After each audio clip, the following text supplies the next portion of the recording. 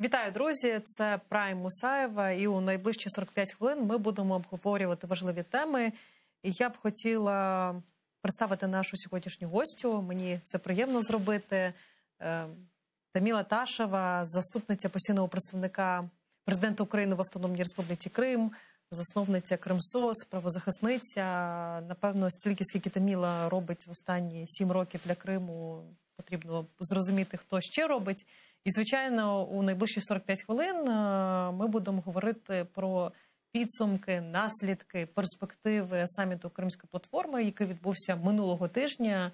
Але тема важлива, і я думаю, що неодноразово ми будемо до неї повертатися. Я попрошу режисера зараз вивести на наш екран номери телефонів, за якими наші глядачі також можуть приєднуватися до ефіру. І хочу також зробити невеличке оголошення, оскільки всі зараз живуть в очікуванні результатів переговорів зустрічі президентів США та України.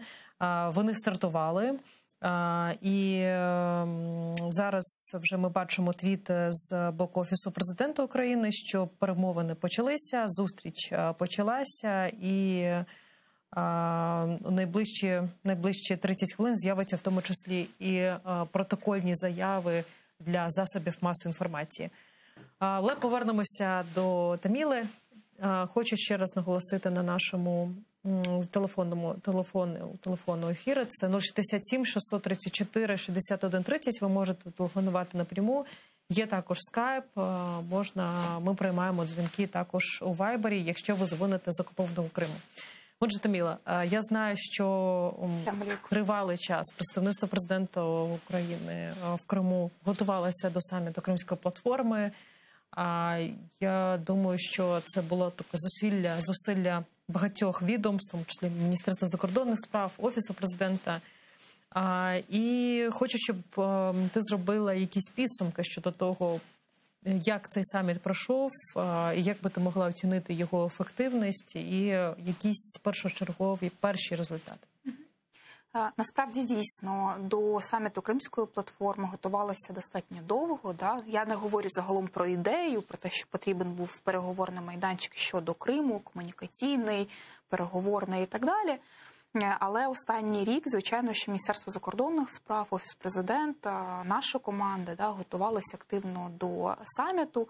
Я би все ж таки розділила питання саміту і організації, першого установчого саміту і загалом функціонування Кримської платформи, як такого майданчику переговорного, комунікаційного, аналітичного, який би займався справами щодо деокупації Криму і так далі, як основний інструмент в рамках стратегії деокупації Автономної Республіки Крим міста Севастополя. Це і ми достатньо чітко це розділяємо, тому що зрозуміло, що саміт готувався, до нього запрошували лідерів, парламентарів, міністрів закордонних справ різних країн, і дійсно представлення було на достатньо високому рівні. 46 країн-учасників – це дійсно дуже велика цифра, і, направду кажучи, можливо, ми не очікували такої кількості країн-учасників. Тому все ж таки говорити про установчі саміт Кримської платформи... Що за 2 тижні до саміту їх, здається, було десь 30, і останні кілька днів додавалися ще 10 чи 16 країн. Але, знову ж таки, це представництво було на найвищому рівні. В основному приїжджали або на рівні дипломатів були представлені, або на рівні міністрів. Як ти думаєш, чому так? Насправді, найближчі наші партнери, вони все ж таки, якщо говорити, наприклад, про країни Балтії, Польща, вони все ж таки були представлені на високому рівні. Це були або президенти, або прем'єри, це біля 15 країн-учасниць установчого саміту. Решта дійсно були представлені на рівні або міністрів оборони, або на рівні міністрів закордонних справ. І це був той рівень, який заявляло Міністерство закордонних справ щодо того, щоб очолювати ці делегації. якби решта делегацій, вони теж долучилися до Кримської платформи. Було важливо їх так само долучити до цього інструменту, для того, щоб в подальшому, не лише в рамках установчого саміту, а в подальшій комунікації з цими країнами їх максимально залучати. Бо, наприклад, наступного року, це, звичайно, що Міністерство закордонних справ буде заявляти, але планується інший рівень участі, там по парламентському, наприклад, треку, який в цьому році був менше, звичайно, представлений, незважаючи на те, що парламентарі приїхали, біля 50 парламентарів приїхали цього року. Наступного року це буде більш серйозний рівень в такій от парламентській асамблеї, участі по Кримській платформі. Тому мені здається, все ж таки, якщо говорити про установчий саміт, він відбувся, це дуже важливо. Декларацію підсумкову з самими важливими для нас тезами, все ж таки їх вдалося прийняти, тому що для нас були важливі питання, пов'язані з свободою судноплавства. Для нас були питання, пов'язані з правами людини. Якісь протиріччя ці пункти цієї декларації? Звичайно, і саме тому тривалий час було узгодження цієї декларації. Звичайно, що за неї відповідало Міністерство закордонних справ, безпосередньо пан Микола Точицький, з величезним досвідом роботи дипломат. Але, звісно, що питання санкцій викликало у великої кількості країн, звичайно, що запитання. І все ж таки те, що вдалося спеціальні обмежувальні заходи вкласти у цю підсумкову декларацію, це була велика дипломатична робота нашого Міністерства закордонних справ. І ряд інших пунктів, звичайно, що деякі країни підписали декларацію там з певними умовами, і це теж було. Тому мені здається все ж таки, що саміт відбувся, і це дуже добре, враховуючи пандемію і так далі. Також запитати відчуття. Були виступи усіх 46 представників. Особисто, який виступ тебе вразив найбільше, який запам'ятався і з боку міжнародних партнерів, а можливо також українських чиновників, можновладців? Мені найбільше, звичайно, запам'ятався, я скажу чесно, виступ Мустафи Агаджемілєва. Це був, напевно, що найбільш емоційний виступ. Хоча, з іншого боку, він був дуже наповнений смислами і фактажем. Це дуже була яскрава промова кримськотатарською мовою, і, звичайно, що вона сприймала зовсім інакше. Мені дуже запам'ятався виступ представника Польщі, і це, мені здається, був наповнений смислами дуже великої кількості фактажу. І, звісно, загалом ми спостерігали, що ті посольства, які є в Україні акредитовані і активно працюють, відповідно, від них були найпотужніші виступи. Мені, звичайно, що сподобався виступ українською мовою представника Хорватії. Це, звичайно, що теж було дуже важливо. Це взагалі не було такого відчуття, що люди, тобто, що, умовно кажучи, сусіди України найкраще розуміють ті загрози, які є з боку Росії, а щодо решти світу, то цього розуміння досі навіть у 2021 році немає? Звичайно, що найближчі наші сусіди – це ключові наші партнери, зрозуміло, і вони більше всього підтримували як в 2014 році, протягом цих 7,5 років окупації, так і зараз, звичайно. Але я би сказала все ж таки, наприклад, Португалія, з якою ми, напевно, що найменше, якщо говорити про наше представництво, або колись я можу говорити про Кримсос, спілкувалися.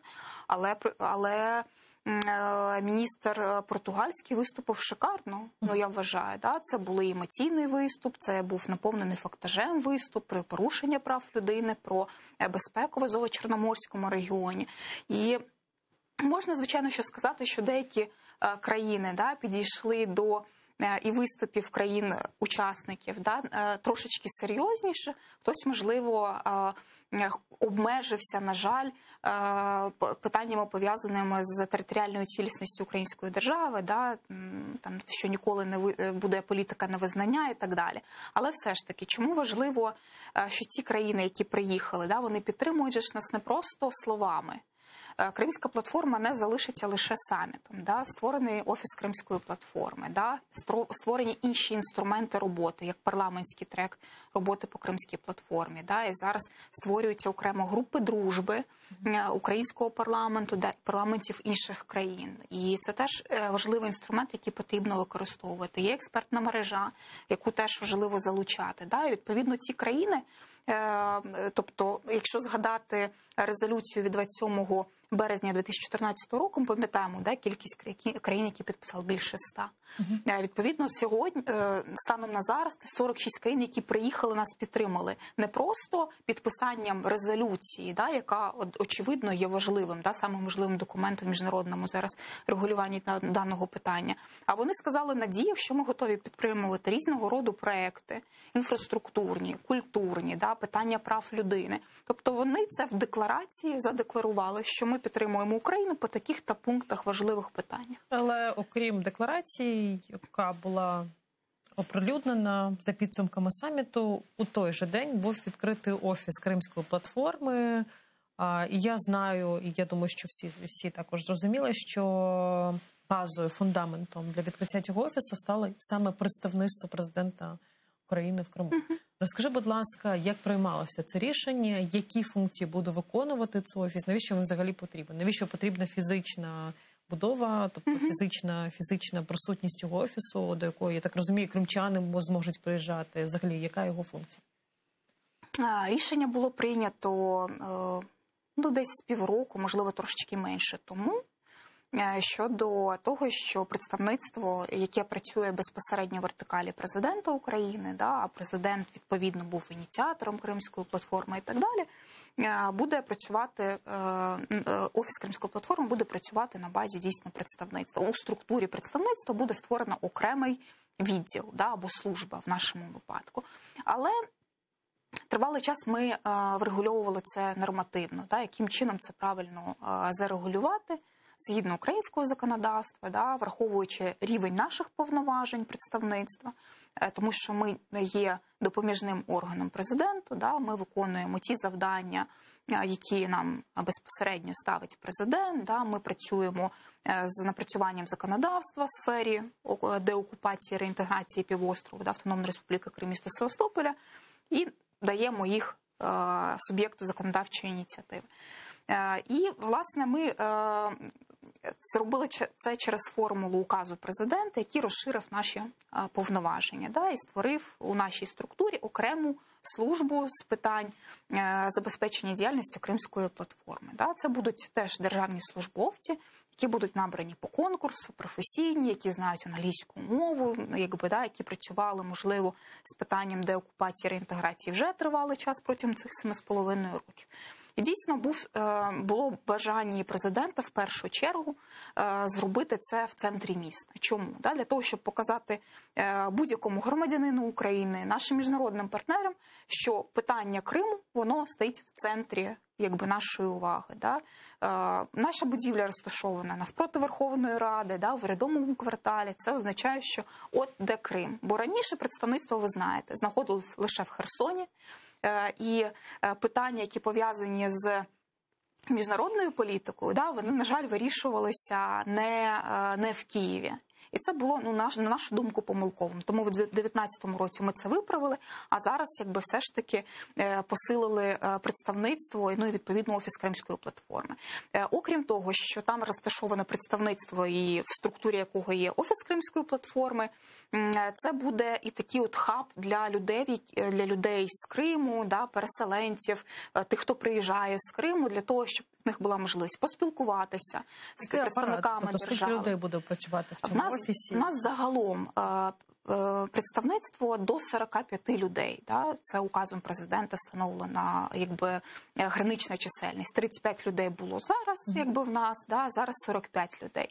В цій службі буде працювати 7 людей, суто по діяльності Кримської платформи. Але і режисер мені зараз в ухо говорить, що почалася протокольна зустріч. Я прошу вивести відео на екран. Можемо трохи послухати, про що говорять президенти України і Сполучених Штатів Америки. А потім повернемося до обговорення Кримської платформи. Стратегічні партнери. First of all, I would like to greet you, ladies and gentlemen, as representatives of the journalist community, and I would like to thank President Biden for his invitation in the difficult times for the world and for the United States, for Ukraine. Still, you found time for us, and we are very grateful for this indeed.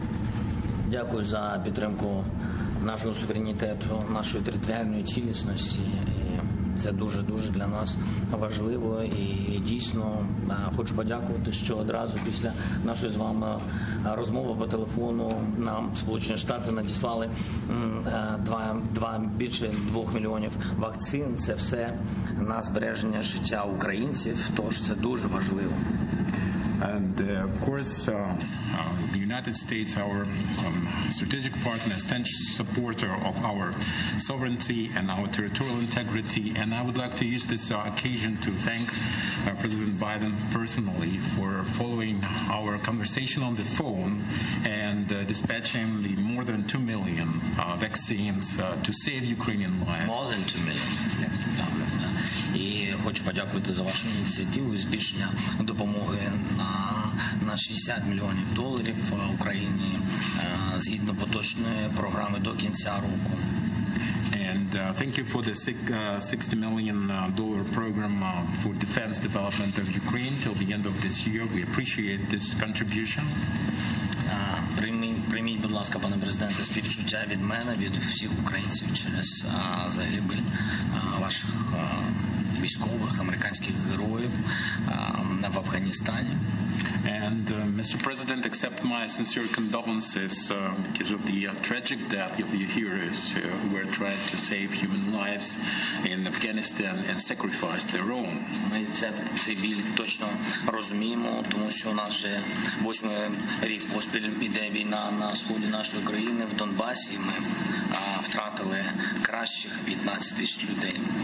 We are very compassionate and we have the fellow feeling for such losses, such tragic losses, because for 8 years in a row, as you know, we've had this war in the Ukrainian Donbass, and we have lost 15,000 of our best people.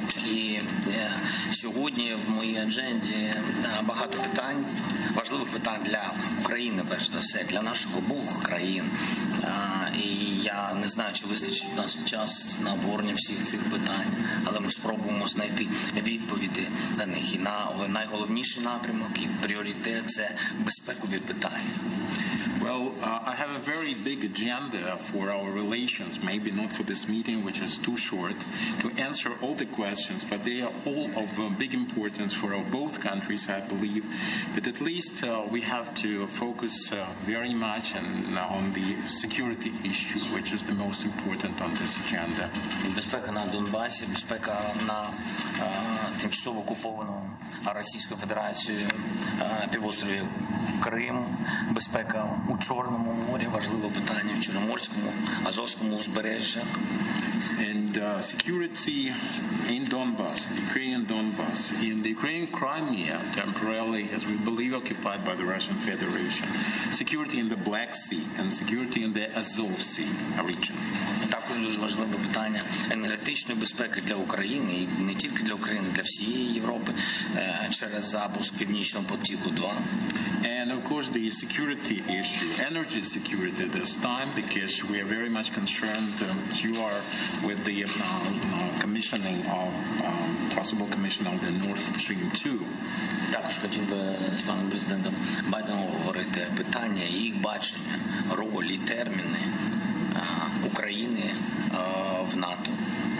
And I would like to discuss with President Biden here his vision, his government's vision of Ukrainians' chances to join NATO and the time frame for this accession, if it is possible. І яка може бути роль у Сполучених Штатів через залучення їх до процесу мирного врегулювання на Донбасі. And the role the United States can play being involved in a peaceful settlement in Donbass that we would like to reach. І останній блок – це економічні питання. Ми підготували план, великий план, велику роботу зробили моєю командою, тому що головна була задача прийти і змінювати нашу країну. Тож план про трансформацію української економіки детально розроблений, і тому яка може бути роль у підтримці цього плану. And the last but not least, the economic bloc, because we came to Ukraine, we came to office to transform Ukraine. So we called our program a transformation program, and we would like to discuss the role that the United States would like to play in this transformation and economic revival of our country. І останнє дуже чутливе питання. Ми сьогодні зранку передали вашій команді, пане президенте, список всіх полонених України. Ми їх підготували. Це списки людей, які знаходяться на тимчасово окупованих територіях Донбасу, на тимчасово окупованому Криму, в Росії, в Москві. І їх біля 450 людей. Яку роль, яку допомогу може зробити Сполучені Штати в цьому питанні? A very sensitive issue of this morning, Mr. President, we handed over to your representatives a list of prisoners held in the temporarily occupied Donbas, in the temporarily occupied Crimea, in the Russian Federation, their territory in Moscow. There are 450 people, maybe more, which are held there, and we would like to have your assistance in freeing them and bringing them back to their country. Thank you very much. Thank you. Much to talk about. Thank you all very much.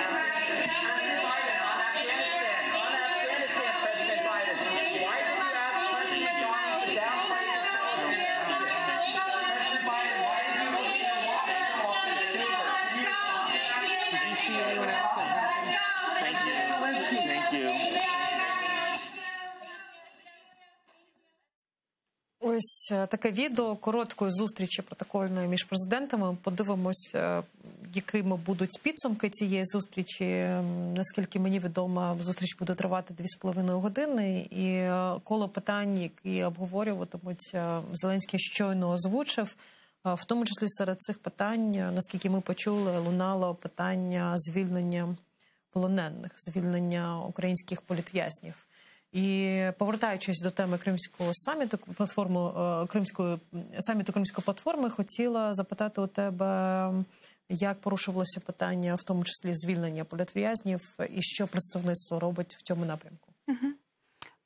Якщо говорити, я продовжу про офіс Кримської платформи, власне, дійсно будуть працювати люди над різними питаннями, і, звичайно, що одне з питань буде питання звільнення політв'язнів, робота загалом з питаннями прав людини на території півострову, моніторингу порушень прав людини, які здійснює представництво, постійно підтримує родини політв'язнів, які звертаються за різного роду допомогою юридичною, медичною. Ми намагаємось максимально цей супровід робити. А в рамках офісу Кримської платформи, звичайно, що ми це питання теж порушували, коли відкривали офіс, власне, і одна з кімнат офісу, вона прикрашена фотографіями і дітей політв'язнів, і самих політв'язнів, над якими відбуваються суди. І ми намагалися всім, і нашому президенту, і цій делегації, яка прийшла разом з ним, показати оці портрети і ще раз нагадати про кількість дітей, які тепер знаходяться в Криму без своїх батьків, і кількість загалом політв'язнів. У нас був виступ Катерини Єсипенко, дружини Влада Єсипенка, журналіста, твого колеги. Відповідно, в неї була прекрасна промова, дуже емоційна, і, власне, вона ще раз своєю промовою нагадала про тих політв'язнів, які знаходяться в місцях позбавлення волі. Тому дуже важливо дійсно, що президент і на цих переговорах порушує це питання. Я так розумію, що списки ви також готували? Звичайно. Ми займаємось в тому числі тим, щоб постійно оновлювати перелік, на жаль, оновлювати перелік людей, які знаходяться в місцях позбавлення волі, в тому числі того стану, в якому вони перебувають, тобто там хвороби, які вони мають, на яку відстань вони відправлені від Криму, тобто де знаходяться і відбувають термін так званий покарання. Тому, звичайно, що цю інформацію ми передаємо, ряд інших структур. Окрім того, ми є авторами, розробниками законопроекту про статус осіб, позбавлених свободи внаслідок політичних цих репресій. Він стосується різних категорій громадян, але в першу чергу, звичайно, і цивільних заручників, і так званих політв'язнів, і найближчим часом, ми сподіваємось, дійсно президент його внесе до Верховної Ради як невідкладний. Це політична позиція президента України, що такий законопроект має бути. Але, на жаль, в нас тривалий час... Яке завдання вирушив цей законопроект? Можеш розказати про це? Він стосується соціального і правового статусу. По-перше, дається визначення, хто такі ці особи, які позбавлені свободи, або цивільні заручники, або військовополонені, або особи, які постраждали внаслідок своєї політичної позиції, або внаслідок своєї якоїсь гуманітарної, соціальної роботи в Криму. Таких ми називаємо політв'язнями, власне, скорочена така назва. Окрім того, там дається категорії допомог, на які вони можуть претендувати. Це соціальна допомога для родини. Зараз вона, власне, вже видається, це по 100 тисяч гривень. Щороку кожна родина може отримувати такої соціальної допомоги. Правова допомога, яку варто давати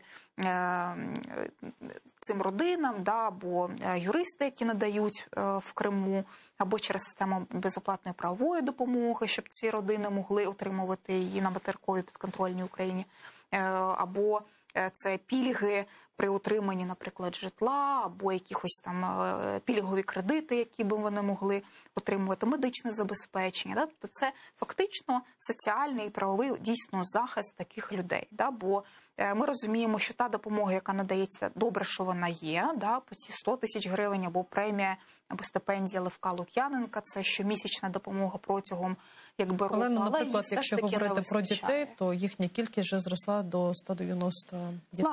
Власне. І таким дітям потрібно все одно допомагати. Бозамбалар, тобто це ініціатива, яка об'єднує родичів, власне, людей, які зараз перебувають у ув'язненні.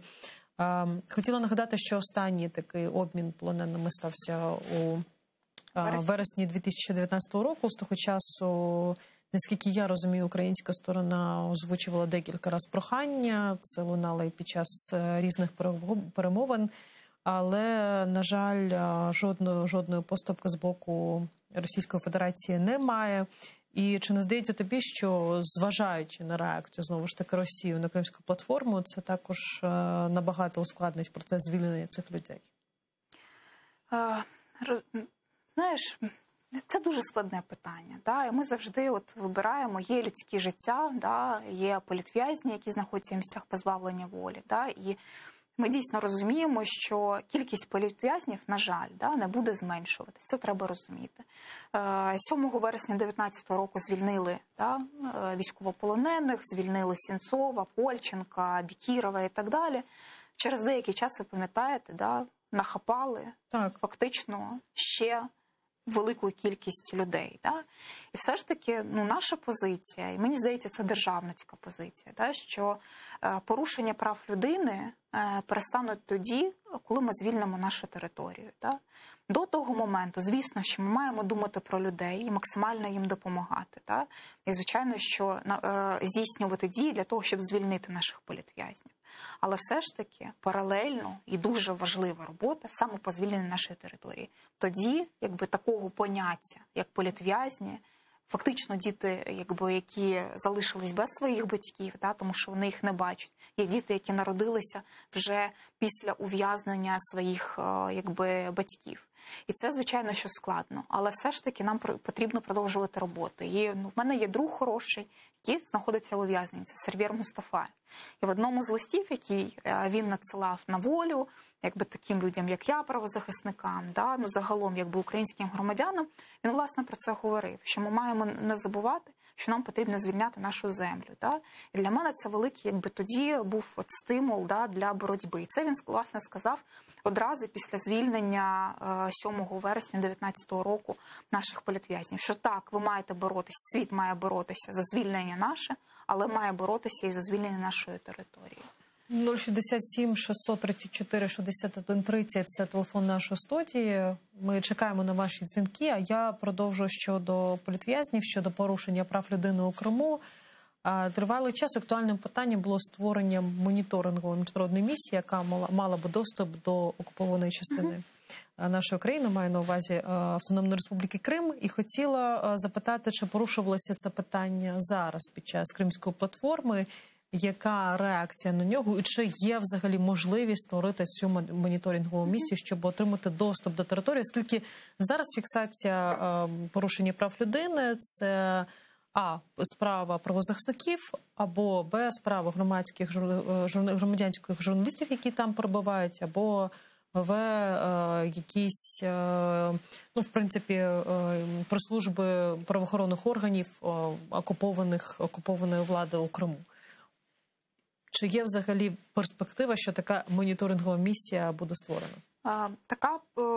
Потрібність такої місії, якби закладали в Кримську декларацію, це питання лишилося. Да? На цьому наполягала українська сторона, да? Якби наша держава, підтримували дуже багато партнерів, які, власне, стали підписантами Кримської декларації. Тому, звісно, що порушувалось. Протягом панельних дискусій, да, які відбувалися, там, нагадаю, що було 4 панельні дискусії, одна з них була пов'язана, звичайно, з гуманітарним правом, да? З політикою невизнання і правами людини. Теж, звичайно, що такі питання порушувались. Тому потрібно розуміти, що українська сторона завжди наполягала на такій місії на території півострову.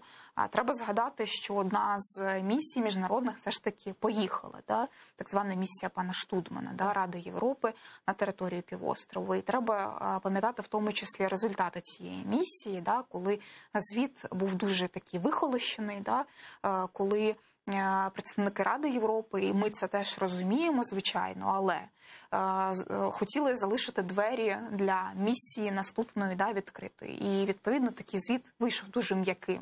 Давались фактично там певні рекомендації про те, що там потрібно щось поліпшити там, і так далі. Але це ж питання ключове не вирішує. Відповідно, потім дійсно не було жодних місій. Це в першу чергу не вже скільки років не було місії, здається? 5 років десь. Десь 5 років. І потрібно розуміти, що українська сторона постійно наполягає. Звичайно, що на тому, щоб місія була на умовах України, тобто в'їзд через територію підконтрольну нам, якби через материкову частину, через той чи інший пункт пропуску, а не через Російську Федерацію, через якби Москву літаком. Це якби це важливо. Російська Федерація, звісно, що говорить, що вона не буде порушувати жодних питань, пов'язаних з територіальною цілісністю української держави, що це має бути лише правозахисна місія і через Російську Федерацію. Відповідно, отут на цьому питанні якби дійсно Україна, Російська Федерація і наші міжнародні партнери, які можуть здійснювати таку місію, ми не сходимось. Але якби це питання однозначно порушується. Президент неодноразово говорив, якби, по-моєму, і в інтерв'ю, які я давав для проєкту Кримської редакції, мені здавалося, що він теж про це говорив, про потрібність місії. Але ми ж розуміємо, що не Україна завадила тому, щоб місія на території Криму була. Ще 2 важливих аспекти кримської проблеми, окрім порушення прав людини, окрім фіксації цих порушень, це, звичайно, мілітаризація і колонізація. Чого мені особисто не вистачило під час саміту, із виступів в тому числі і голови Верховної Ради, і голови Кабміну, це оперування якимись конкретними цифрами. Чому так? Тому що немає доступу до території, і чому в тому числі Україна не наголошує на тому, які конкретно цифри техніки, військових з'явилися у Криму після окупації? Звісно, що одною з проблем є те, що доступу до території в нас немає. Це зрозуміло. Але, звичайно, що в будь-якому випадку наші якби правоохоронні органи, розвідувальні органи, вони в будь-якому випадку працюють, і великим масивом інформації вони, звичайно, що якби володіють. І дійсно питання мілітаризації Азово-Чорноморського регіону, власне, воно було одним з ключових на Кримському саміті. Знову ж таки, ці питання включалися в декларацію, якби вони комунікувались на двосторонках. Якби це питання дуже активно, і сьогодні, власне, президент сказав при зустрічі з президентом Байденом, да, про мілітаризацію Азово-Чорноморську, безпеку загалом, да, в Азово-Чорноморському регіоні. І, звичайно, що безпека в Азово-Чорноморському регіоні пов'язана безпосередньо з мілітаризацією, з колонізацією якби нашої території. Мені здається, скільки це питання хвилює саме міжнародних партнерів? Чи запитують вони про це, чи потребують вони конкретних якихось даних? Тому що мені здається, що це одна із, в принципі, можливостей для адвокації до окупації Криму, оскільки коли міжнародні партнери будуть розуміти про небезпеку і про те, що там відбувається, вони, можливо, будуть діяти більш активно. Ми зі свого боку постійно при зустрічах з послами, да, власне, на цьому наголошуємо. Це кілька таких тез, які ми говоримо постійно. Це питання прав людини, це безпека в Азово-Чорноморському регіоні, да, і, звичайно, що це сучасна колонізація Криму, заселення російськими громадянами, витиснення нашого українського населення на території півострова. Це, напевно, що такі три основні блоки, які ми постійно порушуємо. Окрім того, ми зі свого боку запровадили оці от візити на контрольно-пропускні пункти виїзду-виїзду. І це теж є питанням, насправді, безпековим. Да? Тобто, щоб вони приїхали на адмінмежу з Кримом і в бінокль, да? Або інколи навіть без бінокля, побачили оцей от щит, да? Бікборд, вас вітає Російська Федерація, да? Вони побачили цих ФСБшних прикордонників, прямо у нас на адмінмежі, да? І їх це наблизило хоч трохи до усвідомлення, що ворог от зовсім отак от близько. Да?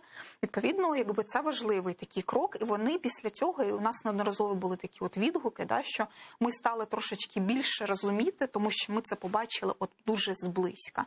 І тому, звичайно, що це потрібно порушувати. Це одне з питань, яке має порушуватись в рамках Кримської платформи, да, і на парламентському треку, експертному треку Кримської платформи. Ну і, звичайно, що в щоденній нашій якби роботі Офісу Кримської платформи. Чи буде Офіс Кримської платформи працювати як такий державний think-tank, який збиратиме усю інформацію щодо мілітаризації, щодо колонізації? Чи дійсно з'явиться конкретна інформація? Тому що зараз, коли ти чуєш виступ Мустафи Джемілєва, нашого лідера, коли він називає, що цифра щодо колонізації від 600 тисяч до 1,5 мільйона, це трохи в тому числі викликає питання щодо достовірності, щодо того, що українська сторона має ці реальні цифри. Чи будемо ми оперувати більш конкретними цифрами, більш конкретними деталями? Тому що я знаю, що, знову ж таки, Дмитро Кулеба озвучував інформацію щодо можливості знаходження ядерної зброї вже після саміту Кримської платформи, що трохи мене, наприклад, здивувало. Тому що мені здається, що такі речі вони мають звучати якраз під час саміту для того, щоб викликати більше уваги. Звісно, що це одне з завдань Офісу Кримської платформи, і загалом було завданням нашим як представництвом. Ми постійно виробляємо аналітичні матеріали. Там, наприклад, десь місяць тому ми спільно з Центром економічної стратегії зробили аналіз економічних збитків української держави. В тому числі нам, якби наші експерти-економісти, надали інформацію про мінімум 135 мільярдів доларів втрат України від тимчасової окупації Криму, міста Севастополя. Але це навіть не всі дані. Тобто намагались підрахувати і збитки від націоналізації державних підприємств, від націоналізації земельних ділянок і що в майбутньому ще може бути. Можна ж згадувати про те, що є заборона на володіння землею українськими громадянами, або загалом іноземними громадянами території Криму. Можна рахувалися збитки і засобів масової інформації, зрозуміло, природних надр, і так далі, і так далі.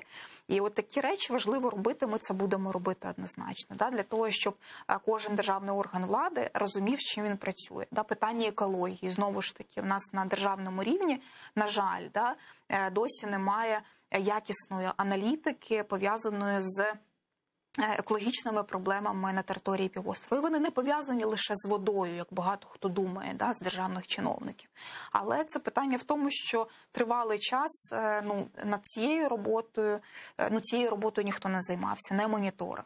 І що ще важливо, в Офісі Кримської платформи ми в тому числі опрацьовуємо зараз нормативно механізм, при якому ключові органи державної влади, донорська спільнота, представники експертного середовища будуть працювати в одному такому механізмі, да, і приймати спільно рішення щодо пріоритетів роботи Кримської платформи, наприклад, на рік, да, чи Офісу Кримської платформи, з якими проекти важливо реалізовувати. Як би ти визначила зараз ці пріоритети? Все ж таки? Для нас, звичайно, що один з пріоритетів – це зв'язок з нашими громадянами, да, і це якби те, про що постійно і президент говорить, да, і це різні механізми. Да, це поліпшення адміністративних послуг, покращення онлайн-послуг, да, і взагалі запровадження, медична сфера і, відповідно, можливість надання медичних послуг нашим громадянам з окупованої території на адмінмежі з Кримом, да, або якщо це спеціалізовані медичні послуги, робити їх там на території Києва, ну, в хороших закладах медичних. Інше питання – це культурна спадщина, да, загалом культура кримських татар, і якби одне з завдань ми собі поставили – це створення музею кримсько-татарської культури і історії, да, інший напрямок роботи у Києві. Да. Ну, ми думаємо, що це важливо було би зробити в центрі міста, да, для того, щоб якби наші міжнародні партнери, українські громадяни, да, зрозуміли, хто є цим корінним народом, кримські татари, да, і мали можливість відвідувати, да, цей центр. Інше питання – це освіта для дітей з окупованих територій, власне, от не тільки освіта, а загалом розвиток, да? І це різного роду програми обміну, це стипендіальні програми, це можливість отримання дітьми, наприклад, кримськими татарами, да, освіти своєю рідною мовою, да? І зараз ми думаємо над цими механізмами. Але загалом, звичайно, це такі ключові, да, пріоритети, але ми найближчим часом збираємось з Міністерством закордонних справ іншими органами для того, щоб попрацювати у ці пріоритети, спільно ще раз проговорити, да, постратегувати, поміркувати, для того, щоб розпрацювати план на 2022 рік, яким буде виглядати і Кримський саміт, да, які основні завдання будуть перед ним ставитись, і, звичайно, що по всіх напрямках роботи Кримської платформи. І чи є зараз координація? Тому що до саміту Кримської платформи цим питанням опікувався Офіс президента, Міністерство закордонних справ та представництво. Зараз, я наскільки розумію, більше цим опікується представництво, і роль Міністерства закордонних справ і Офісу президента трохи вже менше. Я би не погодилась насправді. Да? Ми розподілили обов'язки, що Міністерство закордонних справ досі відповідає і буде відповідати за зовнішній так званий трек роботи по Кримській платформі. За нами буде все ж таки більше робота по внутрішньому, да, внутрішній роботі, законодавчі різні, да, всередині країни. Але, звісно, що ці два треки потрібно пов'язувати. Да? Відповідно, ми запроваджуємо цей от механізм координації.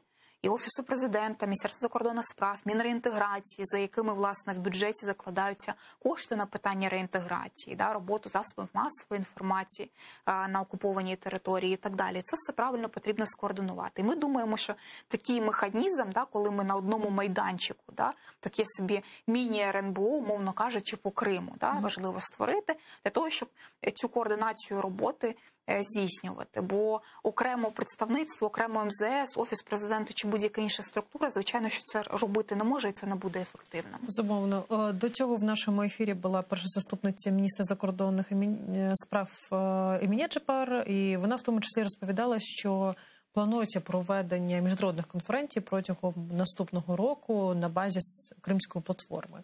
Чи є вже якийсь календарний план, які країни погодилися прийняти цю Кримську платформу і чому будуть присвячені ті конференції? Чесно, поки не знаю. Це питання не обговорювали. Однозначно готується в рамках Кримської платформи безпекова конференція, яка буде проводитись в Україні, не за кордоном. І, власне, це питання Азово-Чорноморського регіону, да, безпеки, мілітаризації, військового призову і так далі. Це буде ключовим питанням протягом 2 днів цієї великої конференції. Да? Якби є бажання робити в тому числі дійсно тематичні такі якби блоки, да? Що стосується роботи за кордоном, власне, і дуже важливо, да? Що не лише всередині країни це робити, а постійно комунікувати з нашими просто цікаво, які країни будуть підтримувати, тому що це абсолютна конфронтація із Росією. Якщо ти приймаєш українську конференцію Кримської платформи у себе вдома, то, напевно, це точно буде викликати у нас є ряд партнерів, які дуже нас підтримують. Так, сподіваюся, що вони будуть готові і на цей крок у тому числі. Я знаю, що в тому числі ти говорила сьогодні про законодавчу ініціативу з боку представництва. Однією з таких законодавчих ініціатив, яка була дуже успішною, це закон про корінні народи, який проголосувала Верховна Рада. І це в тому числі один із здобутків цього року. Зараз я знаю, що дуже хвилює кримських татар, кримчан на окупованій території доля Кримсько-татарської національної автономії. І нещодавно фонд Ілька Кучерєва проводив дослідження, за яким ідею створення Кримсько-татарської національної автономії, щоправда, із оговоркою, що після деокупації Криму підтримує 57% українців. Які плани у представництва, які плани у Офісу Президента щодо все ж таки питання Кримсько-татарської національної автономії, яке лунає вже 5 років в інформаційному середовищі, але нічого не відбувається, на жаль? Дійсно, коли ми прийшли як команда працювати, першим, що ми зробили, звичайно, що ми говорили з Меджлісом кримськотатарського народу щодо законодавчих ініціатив, які вони пропонують. Нам тоді сказали про тріаду так звану законопроєктів. Перший – це про корінні народи, другий – це про статус кримськотатарського народу як корінного, і третій – це зміни до Конституції України в частині кримської автономії. Перший крок дійсно зроблений. І ми розуміли, що це буде першим кроком, бо це були комунікації всередині Офісу, що давайте спробуємо і подамо закон про корінні народи. В нас в планах зараз, найближчих планах, це робота над законом про статус кримськотатарського народу як корінного народу. Тому що ми задали рамку спочатку, визначивши 3 корінні народи, потім безпосередньо дуже конкретний закон про статус кримськотатарського народу. І, власне, здається, ти задавала президенту це запитання, і він сказав, що власне в рамках Офісу Кримської платформи, який буде створений, це одне з питань, яке буде, звичайно, що на їх опрацюванні. Тому, звісно, що ми будемо працювати з даним питанням, будемо консультуватися із експертним середовищем, будемо консультуватися з Офісом Президента, з юристами Офісу, і, звісно, що будемо працювати над ним. Я нещодавно була на ефірі, де учасниками було в тому числі 2 депутати від «Слуги народу», і в них доволі таке скептичне ставлення щодо цього законопроекту, щодо кримськотатарської національної автономії. Чи є у тебе зараз бачення підтримки з боку зали? Тому що це дуже важливо. Там потрібно більше 300 голосів для того, щоб прийняти це рішення, тому що це зміни у Конституцію. І навіть незважаючи на те, що у нас є монобільшість, це питання доволі скептично, до нього дуже скептично ставляться частина Верховної Ради. Власне, тому я й казала про те, що ми вирішили поетапну роботу з цією тріадою законопроєктів, тому що коли ми заходили в цю всю історію, ми розуміли, що суспільство не зовсім готове до цього і не готова політична еліта. Як минула, давайте по-чесному говорити, попередньої так званої влади, так і тепер не розуміла взагалі, що це. Тому ми вирішили спочатку йти з моменту роз'яснення, хто такі корінні народи, скільки їх є в Україні, що це означає, який статус це надає, які можливості це надає і так далі. І зараз все ж таки ми спілкуючись навіть просто з громадянами, які не є кримчанами, я особисто відчуваю більше розуміння, що вони принаймні почали чути, що є корінні народи, виявляється, українці не є корінними народами. І мені здається, коли ми будемо працювати більше з суспільством, і це має бути інформаційна кампанія, і тут мають включатися не лише кримські татари, не лише представники державного сектору, народні депутати. А чого ж все ж таки бояться? І політична еліта чого боїться в цьому питанні? На твою думку, я знаю, що ти спілкуєшся, напевно, в тому числі off the record, і, напевно, озвучуються якісь мотиви, які все ж таки змушують це питання не педалювати і тормозити, гальмувати. Я чесно не чула жодного разу, щоб мені сказали, що ми боїмось. Завжди аргументація, яку мені говорили на різних рівнях, що люди не розуміють, що це таке. Давайте пояснимо людям, що означає кримська автономія. Да?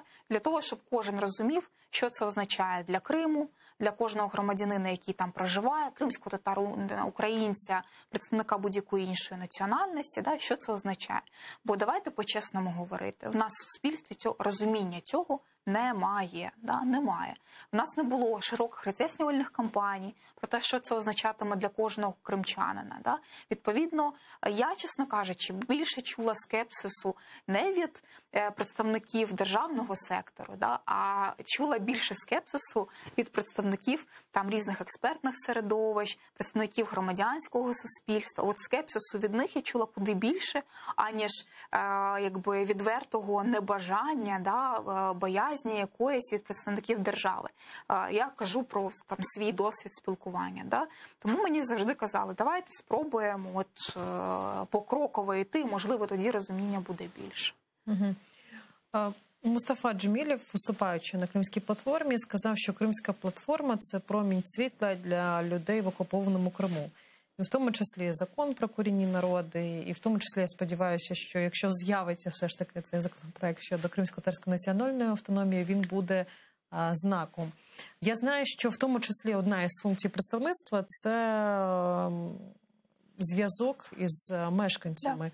А чи після Кримської платформи були звернення з боку кримчан? Яка в них реакція взагалі щодо того, що відбулося у Києві? Була і до, і після.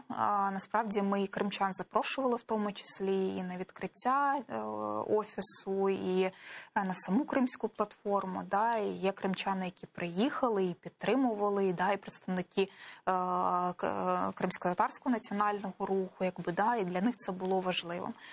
Дійсно, якби, сподівання є великі. Да.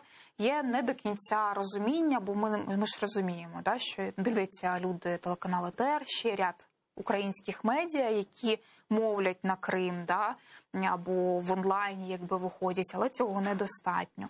І от я навіть пересвідчилась на рівні там своїх рідних, да, своїх друзів в Криму, що до кінця розуміння, а що ж є Кримська платформа, все ж таки немає. Да? В них є великий запит на цю інформацію, є велика цікавість. Да? Дійсно, я погоджуюсь з Мустафою Ага, що це такий промінчик надії, що от нарешті знову про Крим почали на такому високому рівні говорити, да? і здійснювати певні дії.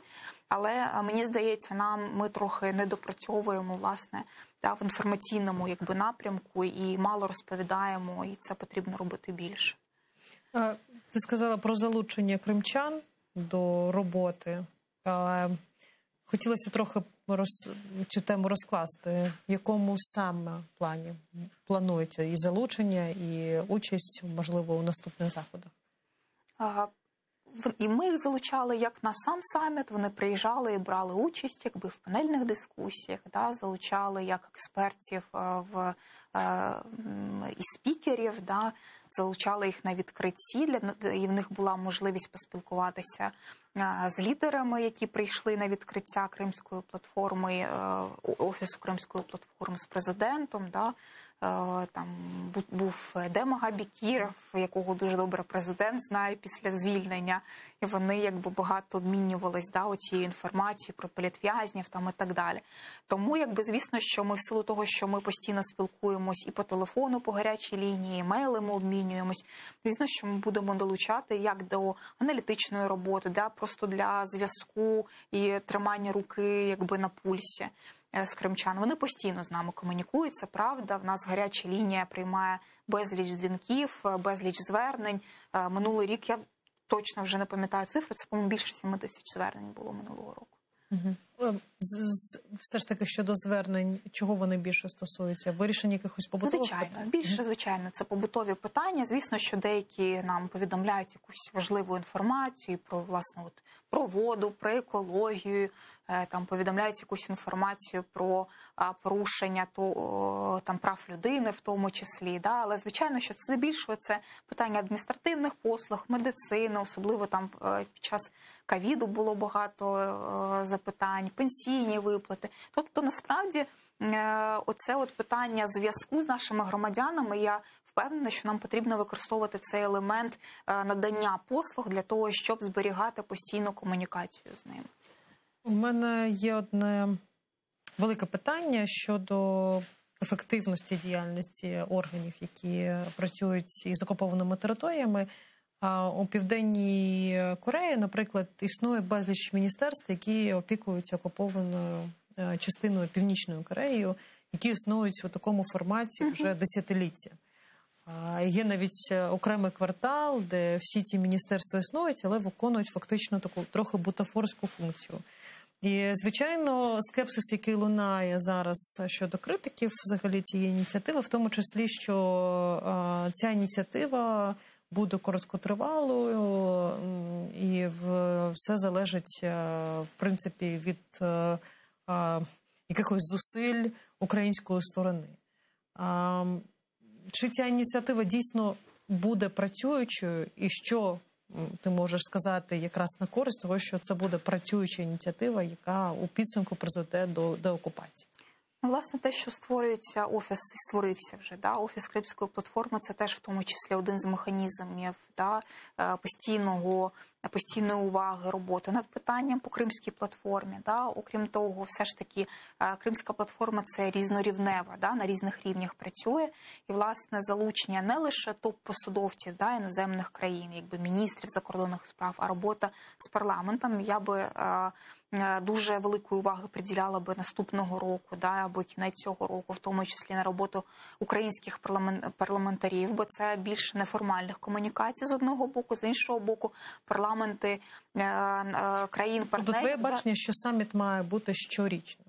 Звичайно, що саміт має бути щорічним. Це і моє бачення, це і бачення президента, що це має бути саміт щорічний, і між цим щорічним самітом має бути постійна робота. Без постійної роботи і, звичайно, що активних дій України, звісно, що цього не буде. Ми маємо бути однозначно активними, маємо бути суб'єктними. Мені здається, що оцей рік останній ми показали, що в питанні Криму ми нарешті здобули такої суб'єктності. Ми нарешті маємо стратегію деокупації, ми маємо важливі закони або відмінені. Давайте не забувати про закон про вільну економічну зону Крим. Це абсолютно здобуток як нашої команди, команди депутатів Верховної Ради, Офісу Президента. Це була політична позиція, що його потрібно відміняти. Закон про корінні народи, ряд указів, які приймались по кримсько-татарській мові, розвитку на 10 років. Тобто це активна дія в питаннях деокупації. Цього ми не бачили тривалий час. Зараз ми надолужуємо. Ще є ряд інших питань. Питання санкційної політики, яка досі не врегульована. І закон, який був прийнятий в 2014 році, він дійсно є недосконалим. Зараз, власне, працює Кабмін над тим, щоб подати іншу версію закону до Верховної Ради. Є про статус корінного народу, є про політв'язнів, ряд інших ініціатив, які важливо зробити. Тобто велику домашню роботу на наступний рік ми вже отримали і будемо дивитися, з якими підсумками, з якими результатами прийдемо, я так розумію, у серпень 2022 року, якщо саміт наступний відбудеться. Я тобі дуже дякую за ефір, дякую за цю роботу у представництві. І я думаю, що це не останній наш ефір щодо того, як взагалі і представництво, і влада рухаються у питаннях деокупації Криму. Дякую нашим глядачам. І також хотіла наголосити, що нещодавно у нас з'явився Patreon, і ви можете підтримати кримсько-татарський телеканал АТР. Ось режисер вивів адресу, за якою ви можете в тому числі стати частиною кримсько-татарської родини АТР. Побачимося за тиждень із, сподіваюся, позитивними новинами щодо кримського питання. До зустрічі. Відтепер телеканал АТР є на Patreon. Patreon – інтернет-платформа, що надає незалежним проектам можливість прямої фінансової підтримки від небайдужих людей за системи підписок. Стати частиною великої родини АТР дуже просто. Крок перший – зайти на сайт patreon.com. Крок другий – у пошукове вікно ввести телеканал АТР. Крок третій – обрати рівень членства. Їх 6. Перший рівень – наречений-наречена, $5 щомісячно. Другий рівень – дядько-тітка. Третій рівень – брат. Четвертий рівень – батьки. П'ятий рівень – бабуся-дідусь. Шостий рівень АТА Предок – $200 щомісячно. Крок четвертий – авторизуватись. Крок п'ятий – переказати кошти. Просимо кожного з вас, де б ви не проживали, чим би ви не займались, долучитися до спільної справи і стати частиною великої родини АТМ. Підтримайте нашу спільну боротьбу за повернення Криму.